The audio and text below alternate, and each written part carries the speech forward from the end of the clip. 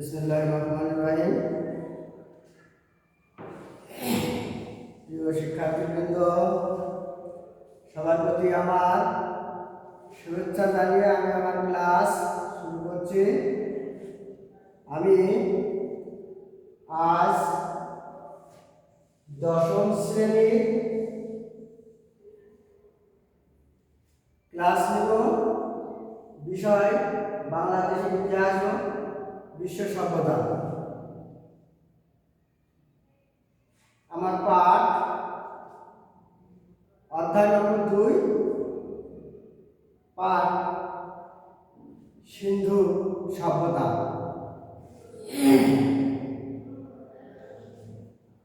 শিক্ষার্থীবৃন্দ, আমি আজ তোমাদের মাঝে উপস্থাপন করব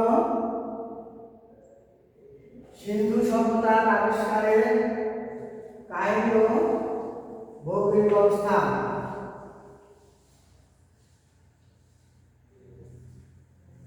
সিন্ধু সভ্যতার রাজনৈতিক, আর্থসামাজিক ও ধর্মীয় অবস্থান, এর সময়কাল এবং সিন্ধু সভ্যতার অবদান, এই বিষয়গুলো তোমরা জানতে পারবে। যে শিক্ষার্থীবৃন্দ, তাহলে আমরা আসি কিভাবে সিন্ধু সভ্যতার আবিষ্কার বা উৎপত্তি হলো।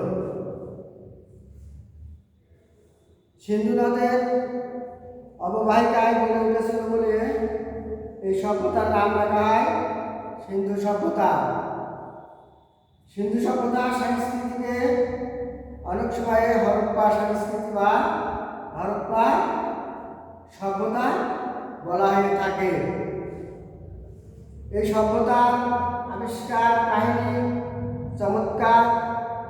পাকিস্তানের সিন্ধু প্রদেশের লারকানা জেলায় মহেঞ্জোদারো শহরে উঁচু উঁচু মাটির ঢিবি ছিল।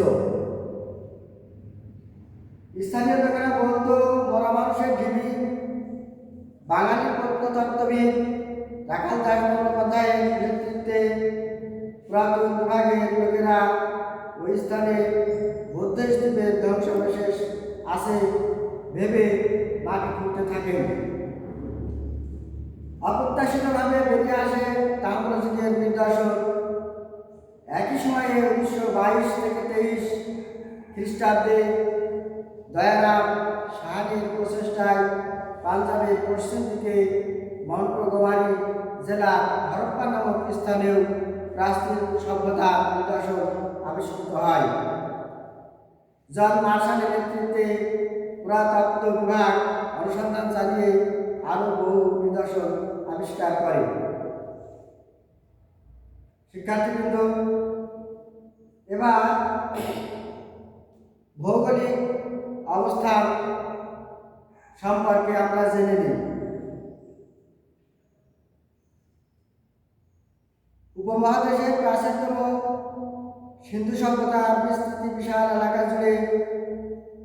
এর অবস্থান মহেঞ্জোদারো ও হরপ্পাতে এই সভ্যতার নিদর্শন সবচেয়ে বেশি আবিষ্কৃত হয়েছে।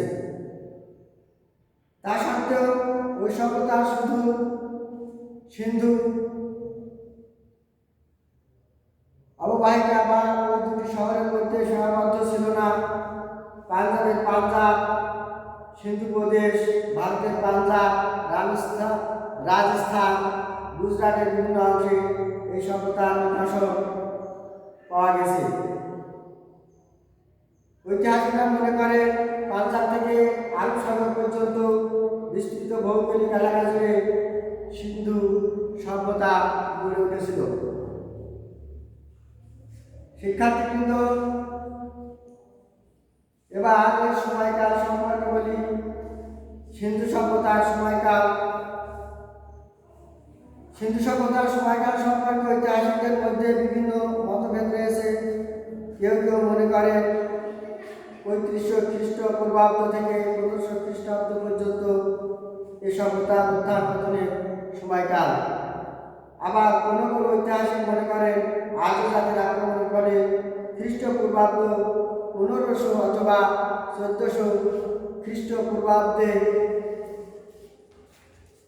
সিন্ধু সভ্যতার অবসান ঘটে। তবে মার্টিন হুইলার মনে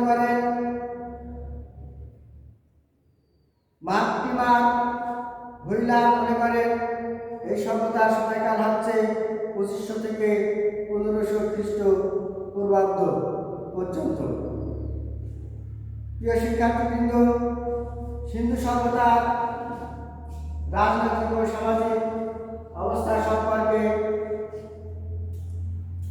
আমরা এবার জেনে নিই। প্রয়োজনে তোমরা খাতা কাছে রাখতে পারো। সিন্ধু সভ্যতার জনগণের রাজনৈতিক জীবন ও শাসন প্রণালী সম্পর্কে কিছুই জানা যায় না। মহেঞ্জোদারো ও হরপ্পার নগর বিন্যাস প্রায় একই রকম ছিল। এগুলোর ধ্বংসাবশেষ দেখে নিশ্চিতভাবে বোঝা যায় যে পূর্ব পরিকল্পনা অনুযায়ী উঁচু ভিতের উপর শহরগুলো নির্মাণ করা হয়েছিল। শহরগুলোর এক পাশে উঁচু ভিত্তির উপর একটি করে নগর দুর্গ নির্মাণ করা হতো। চারটি থাকত প্রাচীর দ্বারা সুরক্ষিত।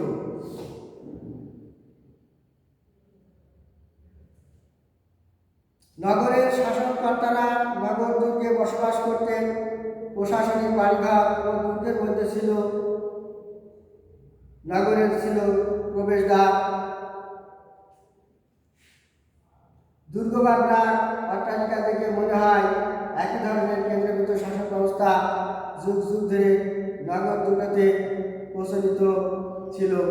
এই প্রশাসন জনগণের জীবনযাত্রা নিয়ন্ত্রণ করত।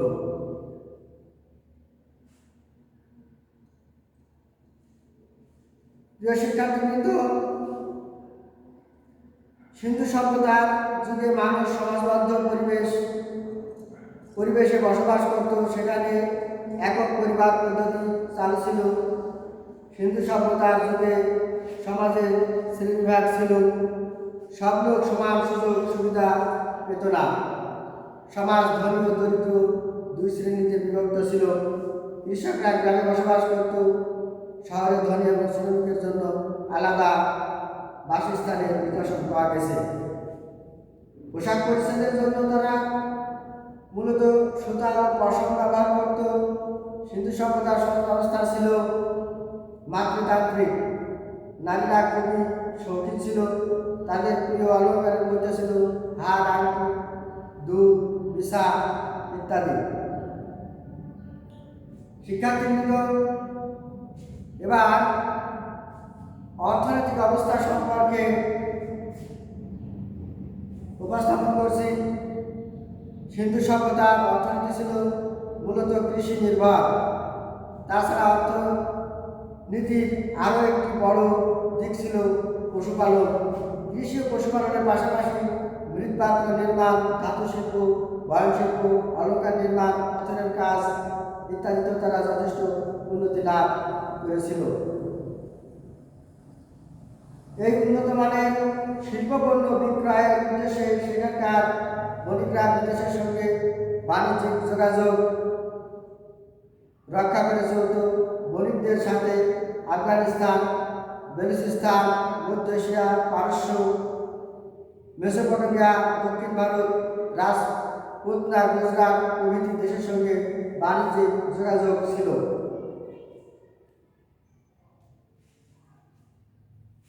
প্রিয় শিক্ষার্থীবৃন্দ, এবার আমরা আসি সিন্ধু সভ্যতার বিশেষ অবদানগুলো কি। সিন্ধু সভ্যতার অবদান পৃথিবীর প্রাচীনতম সভ্যতাগুলোর মধ্যে অন্যতম আছে সিন্ধু সভ্যতা। নিম্নে এই সভ্যতার অবদান আলোচনা করছি।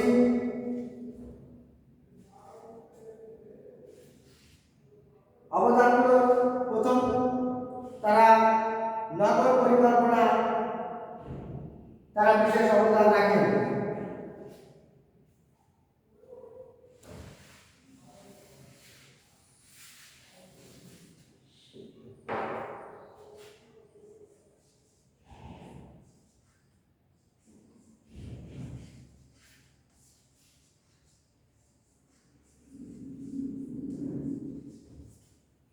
নগর পরিকল্পনা, এরপরে আছে শিল্প,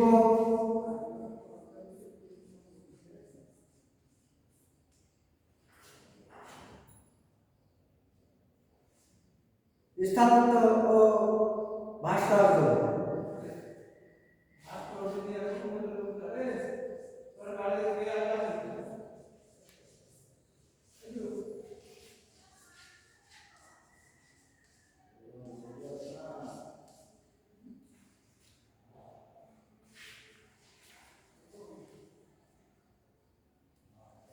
প্রিয় শিক্ষার্থীবৃন্দ, আমরা এবার তাদের অবদানগুলো বিস্তারিতভাবে জেনে নিই। প্রথমে আসে নগর পরিকল্পনা।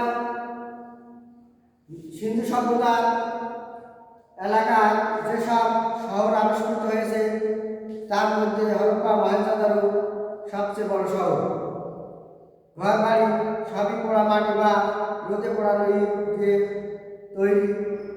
শহরগুলোর বাড়িঘরের নকশা থেকে সহজে বোঝা যায় যে সিন্ধু সভ্যতা যুগের অধিবাসীরা উন্নত নগরকেন্দ্রিক জীবন যাপনে অভ্যস্ত ছিল।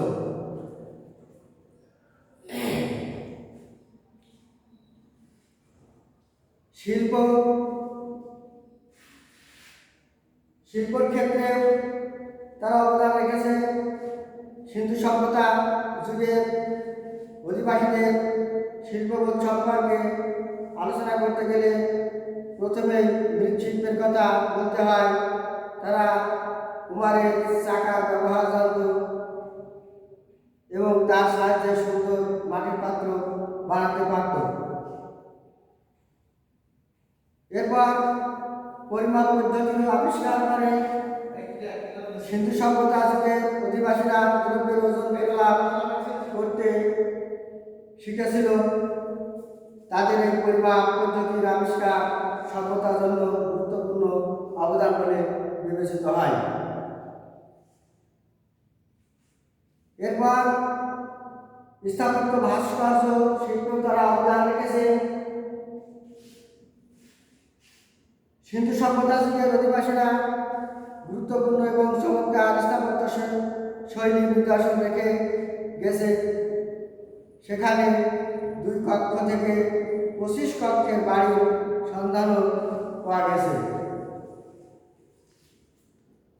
প্রিয় শিক্ষার্থীবৃন্দ, আবার কোথাও 2 বা 3 তলা শহরের অস্তিত্ব আবিষ্কার হয়েছে। মহেঞ্জোদারো স্থাপত্যের উল্লেখযোগ্য উদাহরণ হল বৃহৎ মিলনায়তন, যা 80 ফুট জায়গা জুড়ে তৈরি হয়েছিল। তাছাড়া বিশালাক প্রাসাদের সন্ধান পাওয়া গেছে। হরপ্পাতে বিরাট আকারে শয্যাগারও পাওয়া গেছে। ভাস্কর শিল্পেও সিন্ধু সভ্যতা যুগের অধিবাসীদের দক্ষতা ছিল। পাথরে খোদিত ভাস্করের সংখ্যা কম হলেও সেগুলো শৈল্পিক ও কারিগরি দক্ষতা ছিল উল্লেখ করার মতো। এ যুগে মোট 13টি ভাস্কর্য মূর্তি পাওয়া গেছে। চুনাপাথর তৈরির একটি মূর্তির মাথা পাওয়া গেছে। মহেঞ্জোদারোতে পাওয়া গেছে নৃত্যরত একটি নারী মূর্তি। তাছাড়া মাটির তৈরি ছোট ছোট মানুষ আর পশু মূর্তিও পাওয়া গেছে। হরপ্পা মহেঞ্জোদারোতে প্রাপ্ত উল্লেখযোগ্য শিল্পকর্ম হল বিভিন্ন ধরনের প্রায় 2500 ছিপ। ধর্মীয় ব্যবসা বাণিজ্যের প্রয়োজনে এগুলো ব্যবহৃত হতো। প্রিয় শিক্ষার্থীবৃন্দ, এতক্ষণে আমি তোমাদের সামনে সিন্ধু সভ্যতার বিষয়ে এর আবিষ্কারের কাহিনী, ভৌগোলিক অবস্থান উপস্থাপন করলাম। সাথে সাথে এর রাজনৈতিক অবস্থা সম্পর্কে জানতে পারলে এবং হিন্দু সভ্যতার